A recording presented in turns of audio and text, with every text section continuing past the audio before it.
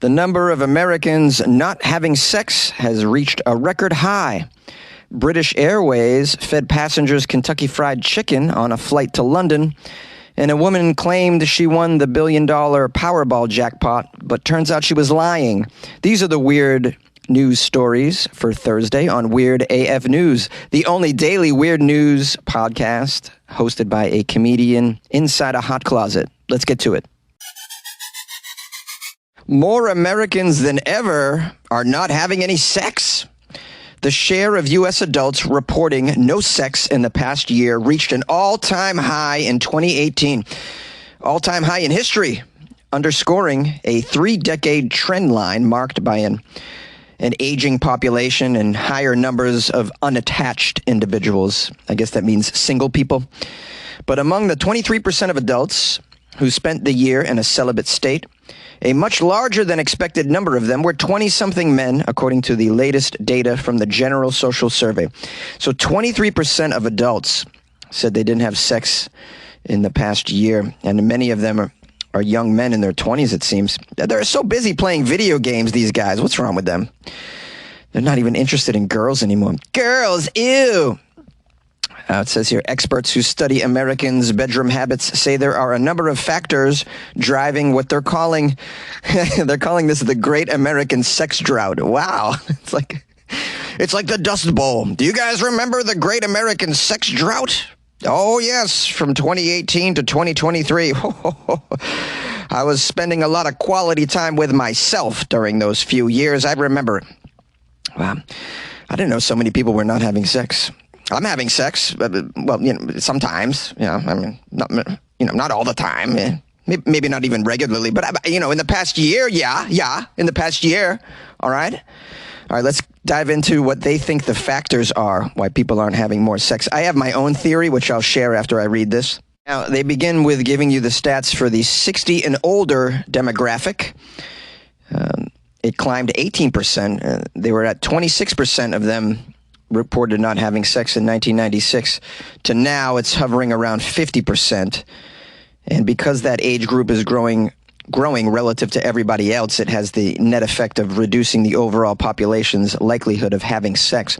I'm surprised to read that half of them aren't having sex given the ubiquitousness of these miracle drugs like Cialis and Viagra, which are a great time, especially after you have a couple mushrooms. I digest.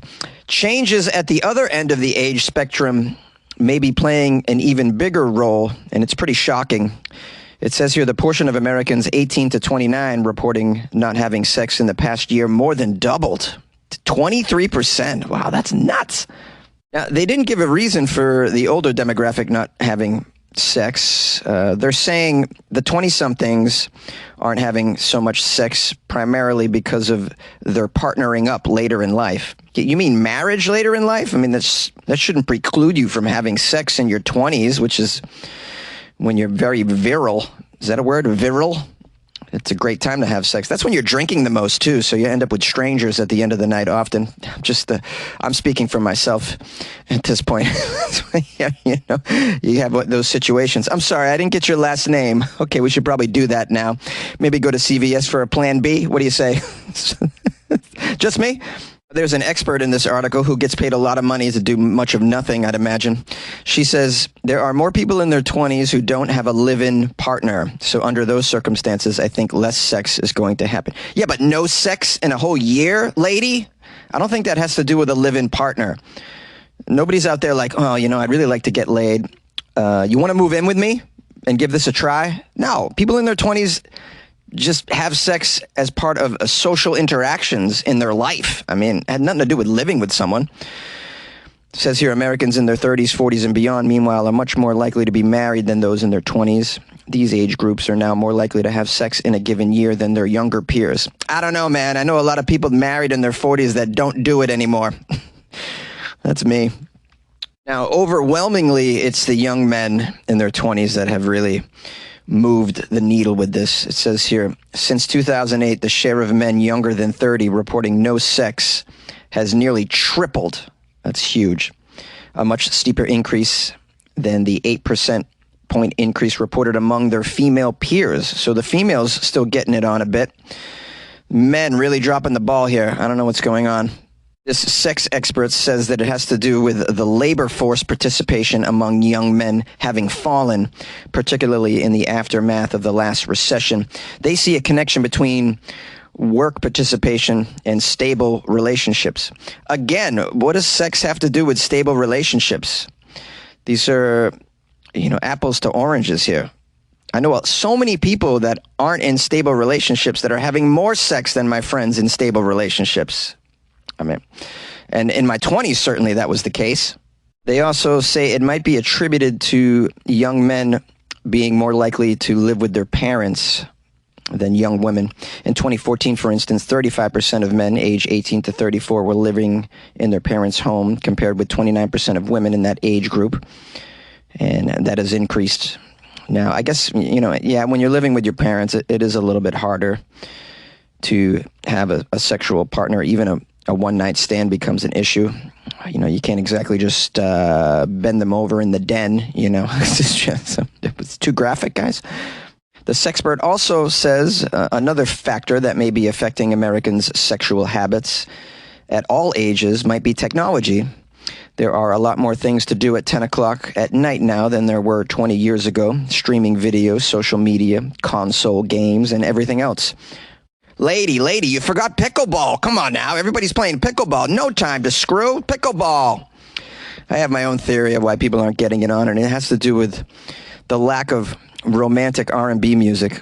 Used to be some great jams back in the day. If you listened to Marvin Gaye or Teddy Pendergrass, Teddy P, close the door. Come here, babe. That was good stuff back then. Now, what do you got now? These songs aren't romantic. It's back that ass up, back that ass up. Well, you know what? I don't want to back my ass up. I want to be romanced, okay? I'm more likely to get it on with you if you romance me. Even some Keith Sweat, we're talking like 90s was when it all ended. You may be young, but you're ready. Ready to love. You're not a little girl. You're a woman. A British Airways flight to London fed their passengers Kentucky Fried Chicken. This is amazing. I want to fly on the KFC plane. A British Airways flight from Turks and Caicos to London on Sunday served Kentucky Fried Chicken's chicken wings due to a food shortage on the flight. The national carrier said it faced unforeseen circumstances, which forced them to resort to emergency measures. I love when your emergency measures involve the flight crew calling for a KFC delivery. That's an emergency measure that I can get on board with. I welcome food shortages. If you could give me some KFC on a flight, it's way better than that other food they're sharing. Certainly better than the nuts that they serve on the flight with your host here and the nut allergy, giving out those peanuts, all those nuts. And everybody's up in arms when they don't. Sorry, there's a nut allergy person on the flight. We can't serve the nuts. And everyone's like, oh, where are my nuts? Your nuts. Really? You want nuts? They've been serving nuts for 50 years on these flights. Let's get more engaging snacks like KFC chicken wings. Way better than nuts. Don't you want KFC chicken rather than nuts, guys? I'd even take some Funyuns over nuts. My goodness. Change your snack game, flights. Says here the KFC chicken wasn't the only part that angered the passengers. Why would they be angry about being given KFC on a flight? Oh, my goodness. This sounds like heaven to me. Oh, I see why they're complaining. It turns out there wasn't enough KFC. They got very little. Someone wrote, no food trolley on this flight. Just one piece of KFC chicken per person. Only one. They said the poor kids on this flight are ravenous and nothing to offer other than a small pack of pretzels and one piece of chicken. Yeah, it's a 12-hour flight. You need more than one piece, man. And at least give everybody a damn biscuit. What's wrong with you, British Airways? Biscuits, baby, biscuits. We want biscuits with our wing. A 3-piece would be good with a biscuit. A 12-hour flight, I think. And then you pass the time by drinking beer. Drinking beer. Isn't the alcohol free on international flights? I believe it is. I've gotten sloshed on a couple from what I remember. Disgruntled passengers took to social media to complain. They're always complaining on social media. They talked about how they only received 1 or 2 chicken wings for the entire duration of the flight, which lasted 12 hours and had a stopover in the Bahamas. I find it strange that they didn't add more food in the Bahamas during the stopover. Come on, man, bring more wings on. And pina coladas. There's more tweets from angry customers. I'm not going to read these. The airline carrier didn't clarify why it faced a food shortage on that day, but apologized to the passengers in a statement, which I will read in a British accent. Our teams sprung into action and made sure our customers had something to eat. We apologize to customers that their full meal service was not available. We had to wing it on this occasion. We're very sorry if we ruffled any feathers. Just a bit of British humor for you. Says here British Airways, to make up for the mishap, offered passengers some vouchers when they arrived in London. I don't know about you, but I could go for chicken and waffles on every flight. I think that would be amazing. They should just partner up with KFC and other places such as that and serve like chicken nuggets or whatever. I don't know. What would you guys like to see served on a flight? Would you be okay with some KFC?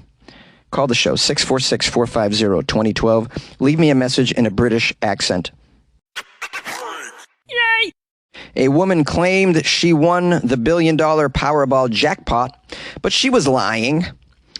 A woman claimed to be the sole winner of the $1.08 billion Powerball jackpot. Turns out she was lying. That's according to the granddaughter of the owner of the store where the ticket was sold.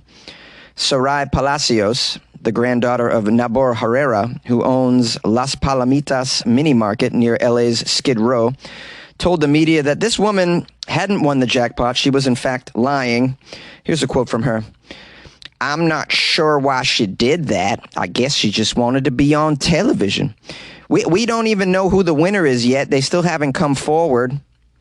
The California Lottery confirmed that the store had sold the winning ticket, which is the 3rd largest Powerball jackpot and the 6th largest U.S. lottery jackpot ever won in history. The unidentified woman entered the downtown store crying and responding yes to a reporter who asked if she had won the ticket before abruptly exiting the store, getting into a car. In the full video, the woman can be heard saying, I'm so scared right now. I'm so scared. Then she hugs people in the store and then says, I need to find him, and then ran out. Doesn't say who she needed to find. I assume her accountant or lawyer, but she was lying throughout the whole thing. It's very strange that someone would lie about winning the jackpot, but perhaps she did want to be on TV. Everybody wants to be a star, a star. I find it hilarious that people want to get on TV. You know, you can just get on TV basically with your phone. I mean, you could shoot an Instagram video of you saying that you won that $1 billion lottery, and that would go viral, I'd imagine. Nonetheless, lying to the news stations that you won $1 billion in a lottery when you did not is weird and kind of funny to me. It's a hilarious prank, for one. And maybe this woman just wanted to know what it experienced, like what it felt like to tell the world that she won $1 billion. She's a pretty good actor, I have to say. So if you're a casting director and you're looking for someone who can cry on cue, this is your lady right here. She's good. She's really good. The $1 billion winnings followed about 38 consecutive draws where no one won the jackpot. A Californian named Edwin Castro won a record $2 billion Powerball jackpot last year with a ticket purchased 13 miles from this particular store. So they're drawing a lot of billionaire jackpot winners from this area. You guys should move out to LA for that reason alone. The store owner that sold the ticket would receive a reward of $1 million for selling the ticket. I never knew what the store got. They got something. They get $1 million. That's pretty cool. Another incentive for selling the tickets in your store. Yeah, I don't know much about the lottery tickets. I don't buy them anymore. When I lived in New England, I often played a game called Keno. Have you heard of Keno? You sit and watch a television screen and little numbers on balls appear, and you would have had to have chosen those numbers in advance on a ticket that you filled out. It's a very passive way to spend the time at a bar. You know, you can watch sports, drink, play pool, play darts. Meanwhile, you got your Keno rolling, and you might look at it occasionally. Anyone else familiar with Keno? There are other versions of it around the country called something else. I know California has a version called something else. Anyways, this story's petering out. Nothing much funny I could say about it anymore. I don't think I've said anything funny about it, to be honest with you, but, some are winners, some are losers, just like the lottery. Weird AF News segments are kind of like the lottery. And this one's a loser! Yay! And there you go, telling me no again. There you go. There you go. I wanna be more than just your friend. Don't you know? How about it, Keith Sweat, guys? Give it up to Keith Sweat. Love me some Keith Sweat. I'm sweating in this closet right now, singing Keith Sweat. Wow, that's called irony, or is it just a coincidence? I'm really sweating in this closet. It's got to be 120-something degrees.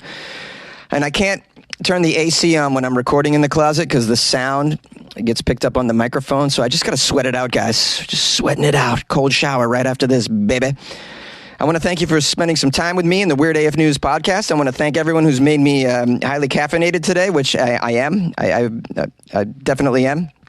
You can buy me coffee off my website, weirdafnews.com, if you'd like to contribute to the caffeinated levels of this boy in a closet.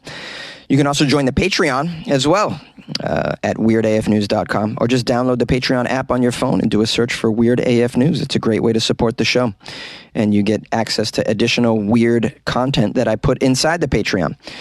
Anyways, today being Thursday, that makes tomorrow Friday a very special day on Weird AF News, where we only do weird news from Florida. That's right. It's Florida Friday on Weird AF News. If you're just joining us, that's what we do every Friday. So if you come across some weird Florida news, feel free to email me, funnyjones@gmail.com, or you can tweet me at funnyjones, or send the articles as a DM, slid into my DMs on Instagram at funnyjones as well.